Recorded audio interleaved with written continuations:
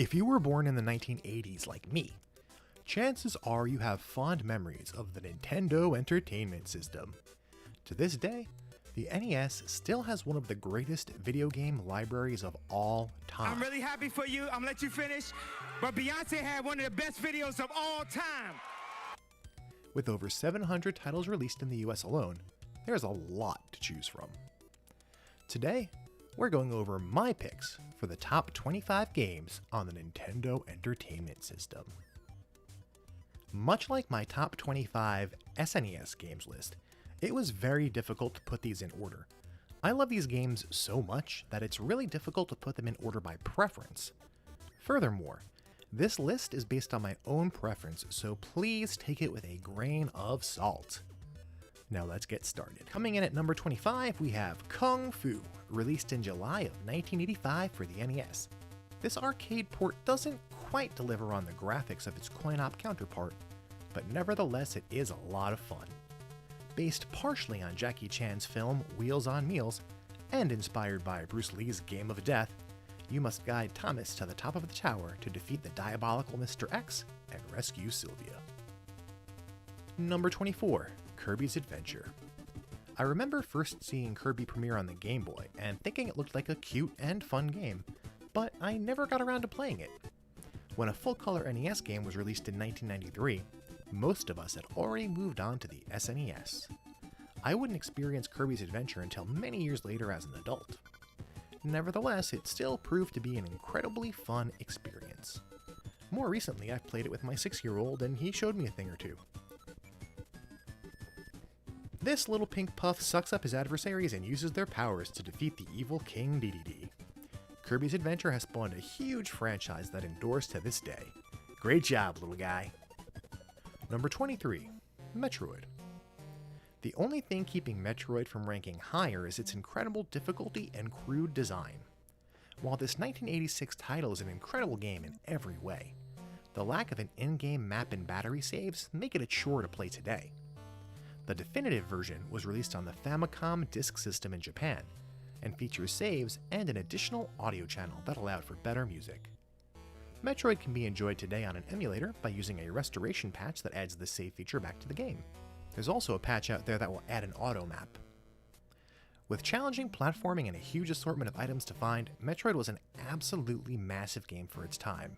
If you're brave enough and patient enough, you can explore the underworld of Planet Zebes and destroy the evil Mother Brain, eliminating the Metroid threat, at least for now. Just make sure you have a pencil and graph paper handy. Number 22. Battletoads. Who can forget the famous Battletoads? Good evening. Hi, do you have Battletoads? Do I have what? Battletoads. What the hell is this Battletoads? One of the standard bearers of Nintendo Hard, Battletoads is notorious for its incredible difficulty. While it looks more than a little like a Teenage Mutant Ninja Turtles knockoff, this 1991 beat-em-up was a late entry in the NES catalog that still managed to be a huge success. Its unique and fun gameplay inspired kids of the 90s to try their best at the downright sadistic challenges. Number 21. Mega Man 2. I think we can put the entire series here, but I think among all 6 Mega Man games released for the NES, Mega Man 2 stands out as my favorite. For me, the Mega Man series was always extremely daunting due to its punishing difficulty, but I still found myself playing as the Blue Bomber all the time. The intense platforming, huge levels, and large variety of special powers made the Mega Man series a truly special franchise of the Nintendo days. We all spent many weekends trying to find the right order to defeat the bosses, and if we couldn't figure it out, Nintendo Power had us covered. Number 20. Tetris. Chances are you're about to write a comment saying that this should be higher, and you might be right. But with so many awesome games to choose from, this 1989 port of the worldwide sensation is an excellent company. Besides, we all know the Game Boy version is the best one. In any case, Tetris is still played competitively today, with pros finding new ways to move the pieces faster than previously thought possible, including by holding the controller in an unconventional manner.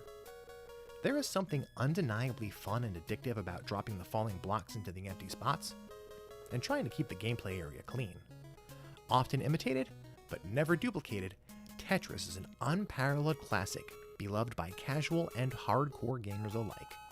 My dad, when I was growing up, was not a gamer, but I could not get him to stop playing Tetris. Number 19, Super C. This 1990 sequel to Contra was a smash hit release for obvious reasons. While it doesn't quite hit the same as its predecessor, it was similarly a port of the arcade game that, at least in my opinion, played better than the coin op. The fast-paced, frantic run-and-gun action is best enjoyed with 2 players, but can still be a lot of fun solo as long as you don't mind the soul-crushing difficulty. Number 18, Excite Bike. This NES launch title doesn't get nearly enough credit.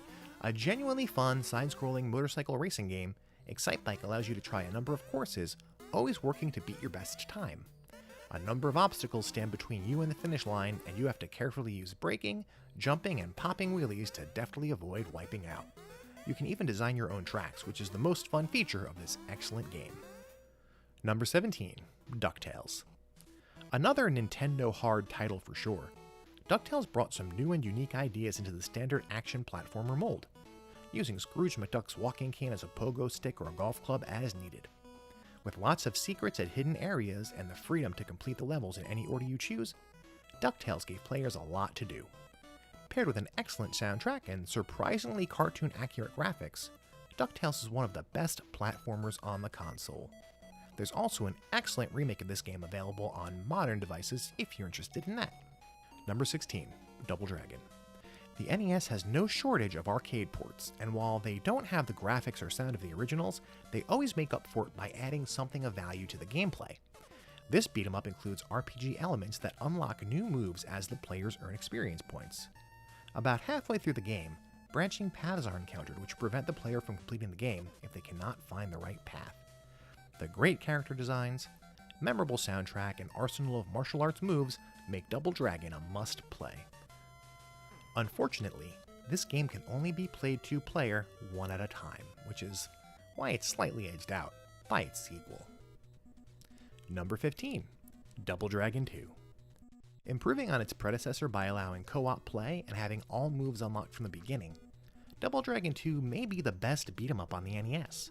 All new enemies and areas await you, lots of action, challenges, and interactive environments make this a unique and memorable experience to play alone or with a friend. Number 14, Super Mario Bros. 3. Possibly one of the greatest games ever made and absolutely arguably the best game on the NES, but for me, it's in the middle because there's some games that I personally like better. Super Mario 3 is a triumph of design, and it shows the care and effort that Nintendo put into their first-party titles. With some of the best graphics and music on the console, Mario 3 delivers an experience like no other that is fun from start to finish. This is the first Mario game with a world map, and it also introduces all new powers for Mario and Luigi.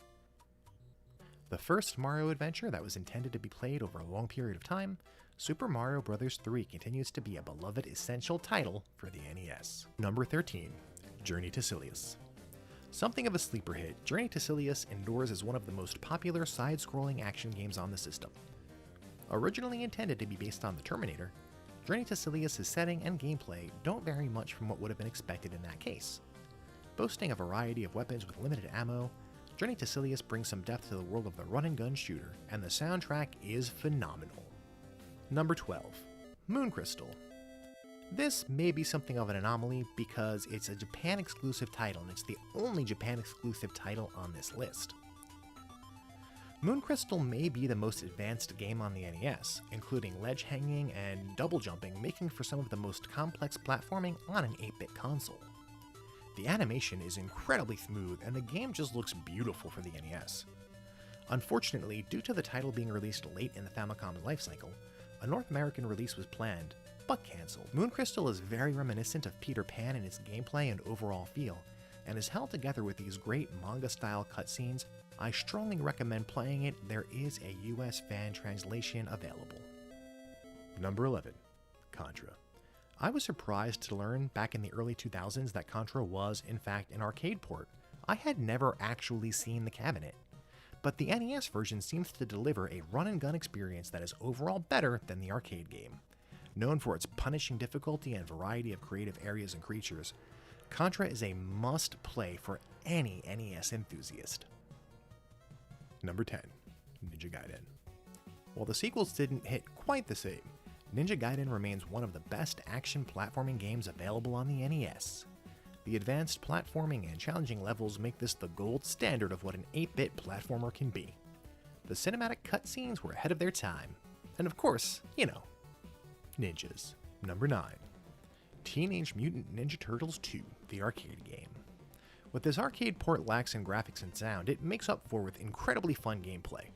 2 additional levels have been added from what was present in the arcade game, and these aren't just a low-effort attempt to cram extra content into the cartridge, they're some of the best designed levels of any beat-em-up on the NES.